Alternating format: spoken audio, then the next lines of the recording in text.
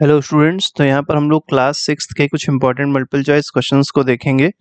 और ये जो मल्टीपल चॉइस क्वेश्चंस होने वाले हैं, ये चैप्टर है चैप्टर नंबर 2, जिसका नाम है diversity in the living organisms. ठीक है, अप्रॉक्सीमेटली 30 एमसीक्यूज होंगे और पूरा चैप्टर इसमें आपका कवर अप हो जाएगा। तो देखिए फर्स्ट क्वेश्चन में आते हैं। फर्स्ट क्वेश्चन देखिए क्या कह रहा है, what contributes to the biodiversity of a region. तो किसी भी रीजन की जो बायोडाइवर्सिटी होती है वो उस पे कौन कौन सी चीज़ का कंट्रीब्यूशन होता है, ये पूछा गया है। तो बायोडाइवर्सिटी में अगर आप देखेंगे जो कंट्रीब्यूशन होता है वो प्लांट्स और एनिमल्स दोनों का ही होता है। तो पहले में देखिए क्या कहा गया है, amount of rainfall in the region, गलत है।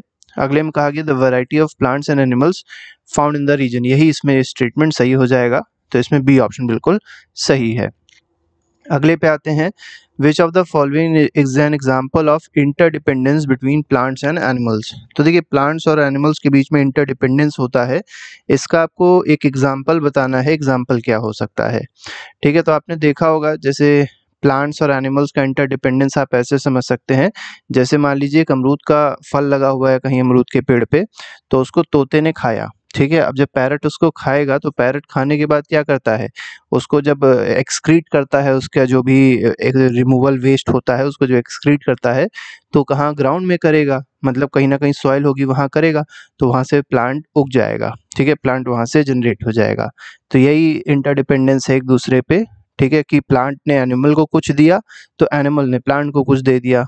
तो यहाँ पर ए ऑप्शन इसलिए सही हो जाएगा, animal eating fruits and spreading seeds. ये सबसे अच्छा एग्जाम्पल है किस चीज का, इंटरडिपेंडेंस को समझाने का।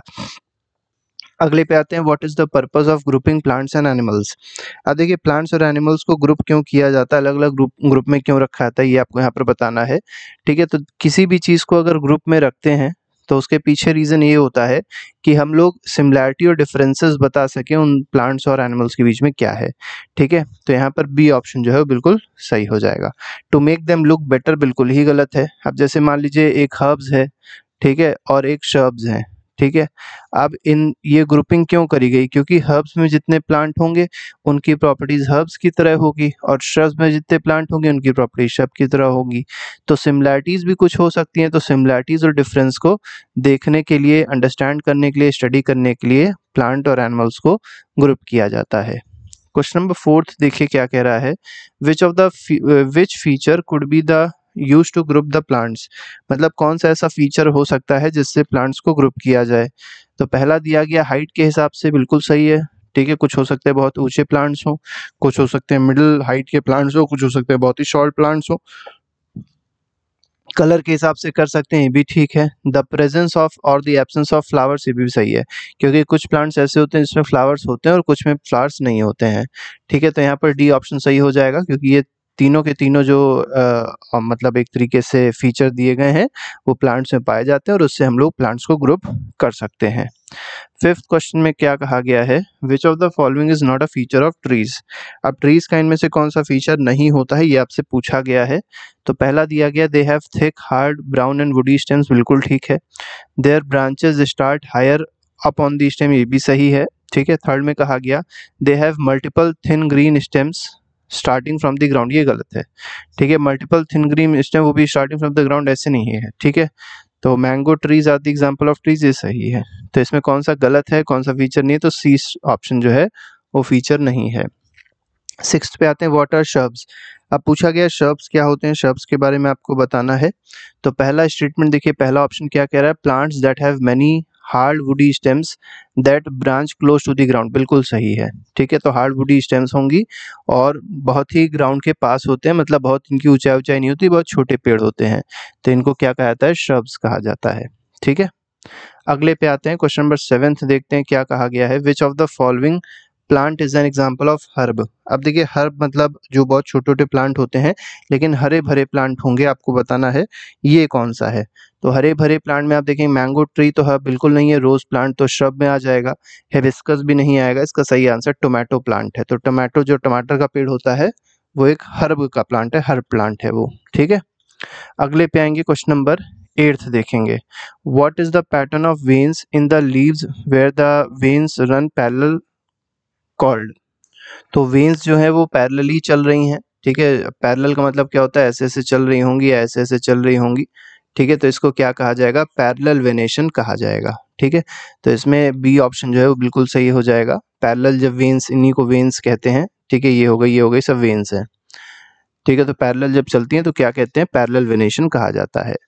विच type of plant has weak stem that need support to grow. अब देखिए कौन से ऐसे प्लांट्स होते हैं जिनकी स्टेम जो होती है, इनकी डाल जो होती है बड़ी कमज़ोर होती है, और कमज़ोर होगी तो सपोर्ट की ज़रूरत होगी।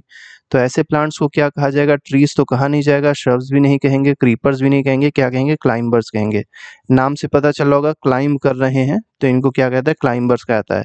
आपने अगर देखा हो ध्यान से कभी, तो जो लौकी का पेड़ होता है, तरुई का पेड़ होता है, वो कहीं ना कहीं इसी एग्जाम्पल में ही आएगा। जैसे तार वार कहीं मान लीजिए लगा हुआ है, तो तार पे ऐसे ऐसे करके लपेटता हुआ आगे चला जाता है, तो यही क्लाइंबर्स हैं, ठीक है। अगले पे आते हैं, what kind of venation is exhibited by the leaf of hibiscus. अब देखिए हिबिस्कस के लीफ में अगर आप देखेंगे किस तरीके का वेनेशन होता है, ये यहाँ पर आपको बताना है। तो ये होता है रेटिकुलेट वेनेशन, ठीक है। तो यहाँ पर बी ऑप्शन सही हो जाएगा। तो इसको आप आसानी से देख भी सकते हैं, जैसे मान लीजिए बना के दिखाते हैं आपको। वैसे मेरी ड्राइंग तो बहुत अच्छी नहीं है, तो कुछ इस तरीके से आप देखेंगे, ये तो होता ही होता है, लेकिन इसके बाद यहाँ पर भी आपको बहुत सारे ऐसे ऐसे देखने को मिलेंगे। तो यही क्या है, रेटिकुलेट वेनेशन होता है, जहाँ पर पैरेलल ना होके अलग अलग डायरेक्शंस में इस तरीके से वेन्स होती हैं, ठीक है। तो उसको क्या कहते हैं, रेटिकुलेट वेनेशन कहा जाता है, ठीक है। ये आप अगर डायग्राम में देखेंगे गूगल में, तो आपको ज़्यादा अच्छे समझ में आ जाएगा कि रेटिकुलेट वेनेशन क्या होता है, ठीक है।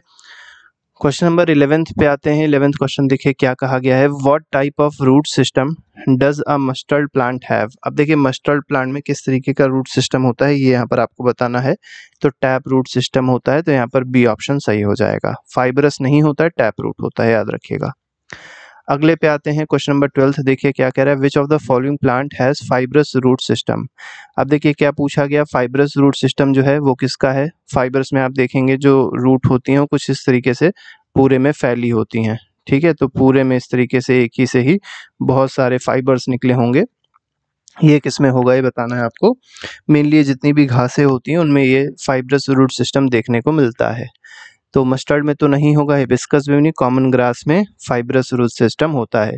कोई भी अगर घास वास आपके यहाँ हो तो आप प्रैक्टिकली कर सकते हैं कि उखाड़ के देखिएगा, तो जिस तरीके का अंदर आपको रूट्स दिखाई पड़ेंगी, तो बहुत सारे उसमें छोटे छोटे फाइबर्स दिखाई पड़ेंगे, ठीक है। अलग अलग डायरेक्शंस में होंगे वो ओरिएंटेड, तो वही है फाइब्रस रूट सिस्टम। अगले पे आते हैं, which of the following is not true about tap roots. अब टैप रूट के बारे में बताना है, कौन सी बात यहाँ पर सही नहीं है। तो पहला दिया गया, tap root consist of one main root with small side roots, बिल्कुल सही है। जैसे एक मेन रूट होगी और उसके साथ साथ में जुड़ी हुई बहुत साइड रूट्स होंगी, ठीक है, बिल्कुल सही बात है।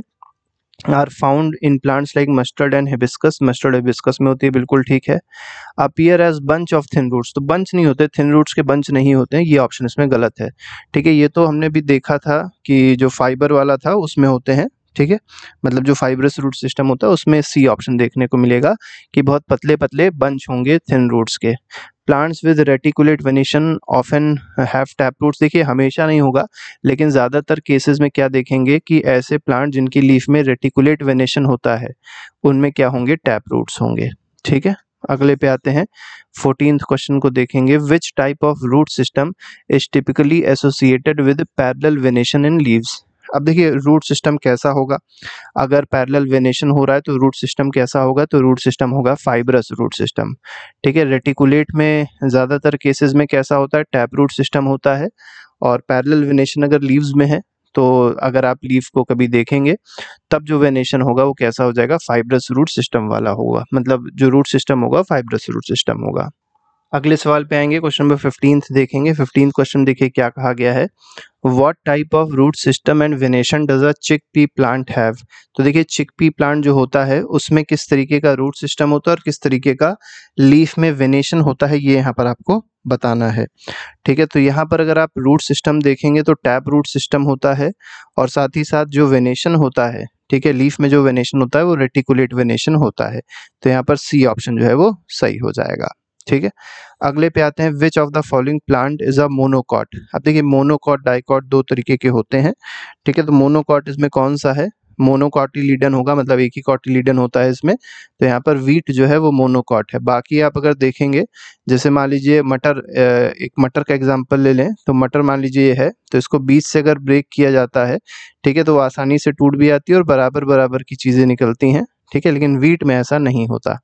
तो वीट क्या है, मोनोकॉट है। बाकी चिकपी हो गया, मस्टर्ड हो गया, हिबिस्कस हो गया, सबके सब क्या है, डाइकॉट है। What is the venation pattern in the leaf of plant with fibrous root system? अब देखिए फाइब्रस रूट सिस्टम के बारे में बात हो रही है, भी हमने आपको बताया था, जब भी फाइब्रस रूट सिस्टम होगा तो ज़्यादातर केसेस में जो वेनेशन होता है वो कैसा होता है, पैरेलल वेनेशन होता है। मेनली आप घास का एग्जांपल यहाँ पर ले सकते हैं, जो भी ग्रासेस होती है उनमें मेनली यही चीज़ देखी जाती है। तो घास की अगर आप पत्तियां भी देखेंगी, उसमें जो मतलब वेनेशन बने होते हैं, वेन्स बने होते हैं, वो पैरेलल होते हैं इस तरीके के, ठीक है। वो अलग अलग तरीके से हो सकते हैं पैरेलल, लेकिन पैरेलल ही होंगे वेनेशन, मतलब वेन्स जो होती हैं लीफ की वो पैरेलल होती हैं। क्वेश्चन नंबर 18 देखिए क्या कह रहा है, which plant feature is most commonly associated with dicotyledonous plant. तो देखिए जो डाइकोटिलीडन प्लांट होते हैं उनमें किस तरीके का वेनेशन होता है और किस तरीके की रूट्स होती हैं, ये पूछा गया है। तो टैप रूट होती है, पहली चीज तो याद रखिएगा, और वेनेशन कैसा होता है, रेटिकुलेट होता है, किसमें, डाइकोटिलीडनस प्लांट्स में, ठीक है। तो टैप रूट होती है, ये बात आपको याद रखनी है। अगले पे आते हैं, which what observation is true regarding the relationship between cotyledons, venation and root types। अब देखिए cotyledons, venation और root type से रिलेटेड आपको बताना है कि कौन सा रिलेशन यहाँ पर सही दिया गया है, ठीक है। तो अभी आपने क्या देखा कि जो मोनोकॉट प्लांट्स हैं, ठीक है, मोनोकॉट प्लांट जो होते हैं वो कैसे होते हैं, पैरेलल वेनेशन होता है उनका, और रूट्स कैसी होती हैं, फाइब्रस होती हैं। और डाइकॉट अगर मान लीजिए है, डाइकॉट प्लांट्स हैं, मतलब जिसमें दो कॉटिलीडन है, उसमें भी हमने आपको ऊपर बताया था कि रूट्स कैसी होंगी, तो टैप रूट्स होंगी, ठीक है। और वेनेशन कैसा होगा, तो रेटिकुलेट हो जाएगा, रेटिक्यूलेट हो जाएगा, ठीक है। तो इस तरीके से आप इसको समझ सकते हैं कि जो डाइकॉट होते हैं, देखिए डाइकॉट में आप एग्जाम्पल क्या याद रख सकते हैं, जैसे चना, ठीक है, चना जो होता है जिसको ग्राम कहते हैं, उसका एग्जाम्पल आप समझ लीजिए कि जो चना होता है वो डाइकॉट होता है। तो उसकी अगर आप रूट देखेंगे तो रूट कैसी होगी, टैप रूट होगी। और वेनेशन जो होगा उसके पत्तों में, ठीक है, बहुत छोटी छोटी पत्तियां होंगी, उसमें वेनेशन कैसा होगा, रेटिकुलेट होगा, ठीक है। तो इस तरीके से आप इसको समझ सकते हैं। लेकिन मोनोकॉट जब होगा तो मोनोकॉट में वेनेशन कैसा होगा, पैरेलल होगा, ठीक है। पैरेलल के साथ साथ जो रूट्स होंगी, अभी आपको बताया था जब भी पैरेलल वेनेशन होता है तो ज़्यादातर केसेस में जो रूट सिस्टम होता है वो कैसा होता है, आप ऐसे याद रख सकते हैं, पीएफ से याद रख सकते हैं, ठीक है। पैरेलल वेनेशन तो फाइब्रस रूट सिस्टम हो जाएगा, ठीक है। और एमपीएफ अगर याद कर लेंगे तो और अच्छा रहेगा। एमपीएफ का मतलब क्या हो जाएगा, मोनोकॉट भी है, तो मोनोकॉट होगा तो पैरेलल वेनेशन होगा और फाइब्रस रूट्स होंगी, ठीक है। तो अगर आपको ये याद है तो आप दूसरा अपने आप से कर सकते हैं। अगले पे आते हैं, क्वेश्चन नंबर 20 देखते हैं, बस एमपीएफ याद रख लीजिए, आपका काम चल जाएगा।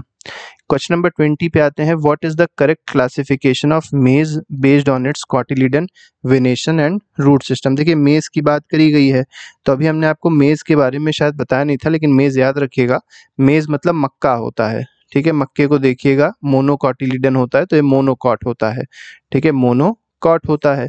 अब आपको बताया, जैसे यहाँ पर आप फुल फॉर्म की जगह शॉर्ट फॉर्म देख लीजिए, तो एमपीएफ अगर आपको याद है तो आपका काम चल जाएगा, ठीक है। एमपीएफ में आपको क्या समझना है, मोनोकॉट आ गया, एम हो गया, फिर पी और एफ, ठीक है। पी का मतलब क्या था, पी का मतलब अगर आप देखेंगे पैरेलल वेनेशन है, और एफ का मतलब है फाइब्रस रूट है।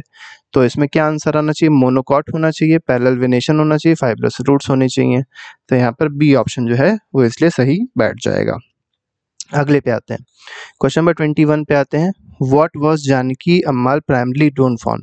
अब देखिए जानकी अम्माल की अगर बात करी जाए तो ये कौन थी, ये किस चीज़ के लिए जानी जाती थी, ये यहाँ पर आपको बताना है, ठीक है। तो स्टडिंग एनिमल बायोडाइवर्सिटी गलत है, leading the silent valley movement इसके लिए भी नहीं। जो मेनली प्राइमरली देखिए बोला गया है, मेनली किस चीज़ के लिए जानी जाती थी, तो documenting and preserving India's plant biodiversity, इस चीज़ के लिए जानी जाती थी। तो यहाँ पर सी ऑप्शन जो है वो सही है। क्वेश्चन नंबर 22 पे आते हैं, what was the main objective of save silent valley movement. अब देखिए वेस्टर्न घाट्स को मेनली प्रिवेंट करने के लिए, प्रिजर्व करने के लिए सेव साइलेंट वैली जो प्रोजेक्ट था वो स्टार्ट किया गया था। और था क्या कि फॉरेस्ट जो था उसको डिस्ट्रॉय किया जा रहा था एक डैम बनाने की वजह से, तो उसी के लिए save silent valley movement start किया गया था। तो यहाँ पर सी ऑप्शन बिल्कुल सही है, to save a forest from being destroyed by a dam. ठीक है, अगले पे आते हैं, क्वेश्चन नंबर 23 देखेंगे, विच of the following is an adaptation of देवदार ट्री। अब देखिए देवदार ट्री में, अब आपको पता होगा जो देवदार ट्री होता है ये मेन चीज ऐसे जगहों पे लगता है जो माउंटेनियस रीजन्स होते हैं, ठंडे रीजन होते हैं। ठीक है, तो ये किस तरीके का अपना अडेप्टेशन कर लेते हैं ये आपको यहाँ पर बताना है। ठीक है, तो fleshy stem with storing water ऐसा कुछ नहीं है। Conical shape with sloping branches, अगर आप यहाँ पर यही ऑप्शन देखेंगे तो सही हो जाएगा। ऐसा क्यों कर लेते हैं, कोनिकल शेप अगर कोई पेड़ बना रहा है इस तरीके का, तो क्यों बना रहा है कि जैसे मान लीजिए बर्फबारी हो रही है, तो बर्फ अगर इनके पत्तियों पे गिरेगी या ऊपर गिरेगी तो ये टूट सकते हैं। ठीक है, तो क्या होता है, इस पे गिरती है आराम से फिसल के नीचे चली आती है। ठीक है, इसीलिए शेप कैसा इन लोगों ने बना लिया, अडेप्ट कर लिया कोनिकल शेप। ठीक है, तो बी ऑप्शन इसमें सही हो जाएगा, स्लोपिंग ब्रांचेस होती हैं, उसका भी कारण यही है। अगले पे आते हैं, क्वेश्चन नंबर 24 देखिए क्या कह रहा है, how do camels in the hot desert adapt to their environment.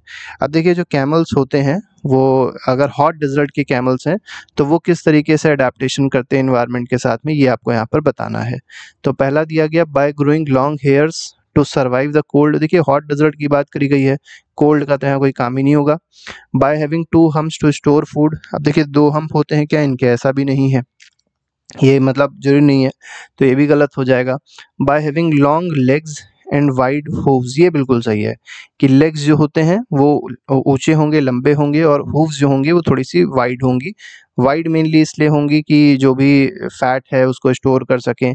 ठीक है, वाटर को स्टोर कर सकें, जो भी चीज़ें स्टोर कर सकें। तो जैसे मान लीजिए अगर कोई चीज़ नहीं मिलती है हॉट डेजर्ट में खाने पीने को, तो उसी से ही अपना वो मतलब वहाँ से जो न्यूट्रिएंट्स होते हैं वो आ जाते हैं, और इस तरीके से उनका जीवन चलता रहता है बहुत दिनों तक। लॉन्ग लेग्स क्यों होते हैं ये भी थोड़ा सा समझ लीजिए, जैसे मान लीजिए रेत है, ठीक है, ये सैंड है और सैंड बहुत ज़्यादा गर्म है, तो अगर आप गर्मी से जितना ज़्यादा ऊपर रहेंगे, ठीक है, उतनी ज़्यादा गर्मी कम लगेगी। ठीक है, तो अगर मान लीजिए पैर छोटे होते तो ये यहाँ कहीं रहते। ठीक है, मतलब इनकी जो मेन शरीर होता वो ग्राउंड के बहुत पास में होता, तो शरीर में हीट ज़्यादा जाती। लेकिन क्योंकि जो लेग्स हैं वो हाई हैं, ऊंचे हैं, ठीक है, वाइड हैं, ये कह सकते हैं लॉन्ग है, जिसकी वजह से जो हीट पहुंचती है शरीर में वो थोड़ी सी कम होती है। तो इसलिए सी ऑप्शन यहाँ पर सही है। क्वेश्चन नंबर 25 देखते हैं, इसमें कहा गया what is the key difference between camels in hot desert and camels in cold desert. अब देखिए यहाँ पर क्वेश्चन बहुत अच्छा पूछा गया है कि जो हॉट डेजर्ट में कैमल्स होते हैं और जो कोल्ड डेजर्ट में कैमल्स होते हैं उनमें क्या डिफरेंस है। तो अभी हमने क्या देखा था कि जो हॉट डेजर्ट के कैमल्स होंगे उनमें लेग्स कैसे होंगे, लंबे होंगे। लेकिन कोल्ड डेजर्ट में जो कैमल्स होते हैं उनके लेग्स याद रखिएगा कैसे होते हैं, शॉर्ट होते हैं। इनमें अगर आप देखेंगे एक और बहुत इंपॉर्टेंट चीज़ होती है कि इसमें फर बहुत ज़्यादा होते हैं जो उनको ठंड से बचाए रखते हैं। ठीक है, तो यहाँ पर बी ऑप्शन सही हो जाएगा। क्वेश्चन नंबर 26 में आते हैं, what enables rhododendron plant in Nilgiris to survive heavy winds. अब देखिए रोडोडेंड्रॉन अगर आप देखेंगे मेनली हिली एरियाज में ही होते हैं, तो यहाँ पर नीलगिरी की बात करी गई है। मेनली अगर आप साउथ इंडिया में देखेंगे तो नीलगिरी बाकायदा पहाड़ियाँ ही हैं, हिल्स हैं। ठीक है, तो वहाँ पर एक पेड़ होता है जिसको कहते हैं रोडोडेंड्रॉन। तो ये किस तरीके से सर्वाइव करता है ये यहाँ पर आपको बताना है। ठीक है, जो हैवी विंड्स आती हैं उसको सर्वाइव कैसे कर पाता है। तो tall height and large leaves हो कि बिल्कुल सर्वाइव नहीं करेगा। Bright flowers to attract pollinators, ये कोई सर्वाइव करने का तरीका नहीं है। बिल्कुल तीसरा जो ऑप्शन है बिल्कुल सही कहा गया है कि इनकी हाइट जो होती है वो शॉर्ट होती है और लीव्स कैसी होती हैं, छोटी होती हैं। तो लीव्स अगर छोटी होंगी तो विंड का बहुत ज़्यादा असर उस पर नहीं पड़ेगा, और शॉर्ट हैं तो हैवी विंड्स वहाँ तक ना ही पहुँच पाएंगी, ना के बराबर ही पहुँच पाएंगी। तो यहाँ पर सी ऑप्शन बिल्कुल सही है। क्वेश्चन नंबर 27 पे आते हैं, which region is known for having sacred groves which protect biodiversity. अब देखिए कौन सा ऐसा रीजन है जो सेक्रेड ग्रुव्स के लिए फेमस है भारत में, आपको बताना है। तो अंडमान एंड निकोबार में भी सेक्रेड ग्रुव्स पाए जाते हैं। ठीक है, हिमालयाज में पाए जाते हैं, राजस्थान डेजर्ट में। तो यहाँ पर ऑल ऑफ दी अबव सही हो जाएगा, ऑल ओवर इंडिया ये सेक्रेड ग्रुव्स जो है वो पाए जाते हैं। अगले पे आते हैं, क्वेश्चन नंबर 28 देखिए क्या कह रहा है, what is the primary role of habitat for plant and animals. तो प्लांट और एनिमल्स के लिए हैबिटेट का रोल क्या होता है ये यहाँ पर आपको बताना है। तो देखिए हैबिटेट क्या चीज़ होती है पहले समझ लीजिए। हैबिटेट जैसे मान लीजिए कोई जगह हो सकती है, ठीक है, कोई रहने का स्थान हो सकता है जहाँ से इनको क्या मिले, फूड मिले, शेल्टर मिले, वाटर मिले, एयर मिले, तो वो सब क्या हैबिटेट है। जैसे मान लीजिए जंगल, फॉरेस्ट की बात करिए तो फॉरेस्ट क्या होता है, हैबिटेट होता है प्लांट्स और एनिमल्स का। तो ये क्या प्रोवाइड करता है इनको, ठीक है, इनका रोल क्या है हैबिटेट का, to provide water, food, shelter and air, ठीक है। तो यहाँ पर बी ऑप्शन बिल्कुल सही है, ठीक है। क्वेश्चन नंबर 28 के बाद 29 पे आते हैं। Which of the following was a key method used by the people to protest against the construction of dam in silent Valley. अब देखिए साइलेंट वैली जो है, अच्छा एक आपको बताना है ऑप्शन, हम क्वेश्चन आपको दे देते हैं जो आप कमेंट बॉक्स में लिख के बताइएगा कि साइलेंट वैली एक नेशनल पार्क है इंडिया में, ठीक है। तो ये बताइएगा किस स्टेट में लोकेटेड है, बहुत पूछा जाता है एग्जाम्स में। तो किस स्टेट में लोकेटेड है साइलेंट वैली नेशनल पार्क, ये आपको यहाँ पर बताना है कमेंट बॉक्स में लिख के। तो देखिए यहाँ पर क्या पूछा गया कि कौन सा मेथड अपनाया गया था लोगों के द्वारा to protest against the construction of dam in silent Valley. तो साइलेंट वैली में जब डैम बनाया जा रहा था, ठीक है, तो इसको कंस्ट्रक्शन को अपोज करने के लिए, इसके अगेंस्ट प्रोटेस्ट करने के लिए किस तरीके का मेथड अपनाया गया, ठीक है। तो लेटर राइटिंग कैंपेन्स को स्टार्ट किया गया था। तो यहाँ पर ए ऑप्शन जो है वो बिल्कुल सही है। इंडस्ट्रियल स्ट्राइक करने से कोई मतलब नहीं है, बॉयकॉट प्रोडक्ट्स भी गलत है, फॉर्मिंग इंटरनेशनल ऑर्गेनाइजेशन ये भी गलत है। तो लेटर राइटिंग कैंपेन्स आप देख रहे होंगे, ये जो लेटर राइटिंग कैंपेन्स है वो एक गांधीयन आइडियोलॉजी से रिलेटेड है, सत्य अहिंसा से प्रेरित है, ठीक है, सत्याग्रह से रिलेटेड है ये। अगले पे आते हैं क्वेश्चन नंबर 30 और आज का आखिरी सवाल है, इसको भी देख लेते हैं। Which adaptation allow fish to swim more efficiently in water. अब देखिए फिश जो है बहुत एफिशिएंटली वाटर में स्विम कर लेती है, ऐसा क्यों होता है, क्यों स्विम कर पाती है, इसके पीछे आपसे रीजन पूछा गया है। तो लार्ज स्केल्स होते हैं, गलत है। बॉडी जो होती है वो स्ट्रीमलाइन बॉडी होती है, ठीक है। स्ट्रीमलाइन बॉडी याद रखिएगा, बहुत ही इंपॉर्टेंट है और बहुत इंपॉर्टेंट फैक्टर है जो फिशेस के पास होता है। और यही स्ट्रीमलाइन बॉडी शेप का क्या बनाई जाती है, शिप्स बनाई जाती हैं और एरोप्लेन्स बनाए जाते हैं, ठीक है। तो एरोप्लेन जो होते हैं उनका अगर शेप पूछा जाए कैसा होता है, तो स्ट्रीमलाइन शेप होता है। और इसी स्ट्रीमलाइन शेप की वजह से एरोप्लेन आसानी से हवा में उड़ सकते हैं और शिप्स आसानी से पानी में चल सकती हैं, ठीक है। और जो फिश होती हैं वो इसी शेप की वजह से आसानी से स्विम कर सकती हैं। तो इस तरीके से 30 क्वेश्चंस थे जो हम लोग ने डिस्कस किए। बाकी हर एक चैप्टर के एमसीक्यूज पहले से ही प्लेलिस्ट में लगाए गए हैं, आप जाके देख सकते हैं, अपना रिवीजन अच्छे से कर सकते हैं। अभी के लिए फिलहाल नहीं, thank you very much, good bye, Jai Hind.